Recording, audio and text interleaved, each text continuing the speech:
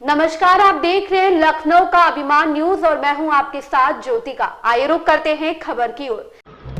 जनसत्ता दल लोकतांत्रिक के नेता रघुराज प्रताप सिंह राजा भैया कहते हैं, राजा भैया की राय हर कोई जानता है। पार्टी कार्यकर्ताओं की एक बैठक में मैंने अपने सभी शुभचिंतकों से कहा कि मेरी पार्टी का कोई भी उम्मीदवार चुनाव नहीं लड़ रहा है और किसी भी पार्टी के साथ कोई गठबंधन नहीं है। लोग अपनी पसंद के किसी भी उम्मीदवार या पार्टी को वोट दे सकते हैं। समाजवादी पार्टी के लोग भी मिलने आए। हम राजनेता हैं और हम अलग अलग नेताओं से मिलते हैं। हमारे सभी के साथ अच्छे संबंध हैं। जब तक कोई राजनीतिक गठबंधन नहीं होगा तब तक दो राजनीतिक दलों के नेता एक मंच पर कैसे खड़े हो सकते हैं। मेरे लिए मेरी पार्टी के कार्यकर्ताओं और समर्थकों की खुशी सबसे ज्यादा मायने रखती है। मुझे नहीं पता कि किसी ने ऐसा किया है या नहीं। मुझे चुनौती दी। प्रधानमंत्री नरेंद्र मोदी का नेतृत्व अद्भुत है और उन्होंने अच्छे ऐतिहासिक फैसले लिए हैं और भारत को आगे ले गए हैं। देखिए, सब लोग ये जानना चाहते हैं तो सब लोगों को पता भी है कि राजा भैया का क्या रुख है।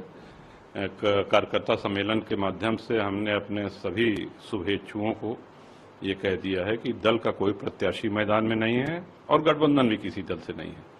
तो आप लोग स्वविवेक से, स्वेच्छा से, जहां चाहें, जिसको चाहें मतदान करें, समर्थन करें, आशीर्वाद दें। लेकिन आपकी मुलाकात विनोद सोनकर, संजीव बालियान से हुई, अमित शाह जी से भी बेंगलुरु में आपकी मुलाकात हुई। इस मुलाकात के बाद भी आखिरकार न्यूट्रल रहने का फैसला क्यों? नहीं, हम बताते हैं। देखिए, मुलाकातें तो सब समय, आपने जैसे भाजपा प्रत्याशी का नाम लिया तो मुलाकात करने सपा प्रत्याशी भी आए। आप भी कई पत्रकारों से मिलते हैं तो क्या उनके चैनल में थोड़ी शामिल हो जाते हैं? या हम लोग राजनीति में हैं, अलग अलग दलों के नेता, भेंट होती रहती, बात होती रहती है, संबंध सबसे अच्छे हैं।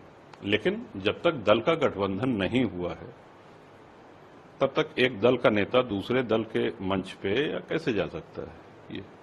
लेकिन राजा भैया, जब राज्यसभा के चुनाव हुए थे उस समय में आपने जी एक स्टैंड लिया था, लेकिन इस बार वो स्टैंड जब नहीं, गत 8 वर्षों से। ये द्विवार्षिक चुनाव है, इसलिए कि हम दर्शकों को भी बता दें कि हर 2 वर्ष पे राज्यसभा का और विधान परिषद के चुनाव होते रहते हैं। इसमें विधायक वोट देते हैं और राज्यसभा और विधान परिषद के सदस्य चुने जाते हैं। तो ये 2018 से हम देते आ रहे हैं। जब आवश्यकता पड़ती थी तो भाजपा के संगठन के कुछ लोग आए और माननीय मुख्यमंत्री जी ने बुलाया। उन्होंने कहा कि वोट चाहिए, हमने कहा ठीक है, तो तब से हम देते आ रहे हैं।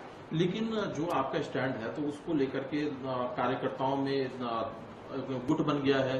कुछ लोग सरोज जी के समर्थन में खुलेआम देखे गए हैं। तो आप जो जहां है खुलेआम है, उसमें कहीं कोई दबने वाली बात नहीं है। जो जिसके भी समर्थन में खुलेआम है। अच्छा भैया, जो आपका स्टैंड है, आप पिछले कुछ दिनों में जो बयानबाजी हुई, लगातार राजा भैया को ही देखिए, हम एक चीज ये कहेंगे कि हमारे लिए ये मैटर करता है कि हमारे समर्थक, हमारे कार्यकर्ता वो प्रसन्न हैं जिनकी बदौलत हम हैं। तो हमारे इस निर्णय का उन्होंने स्वागत किया है, वो प्रसन्न है।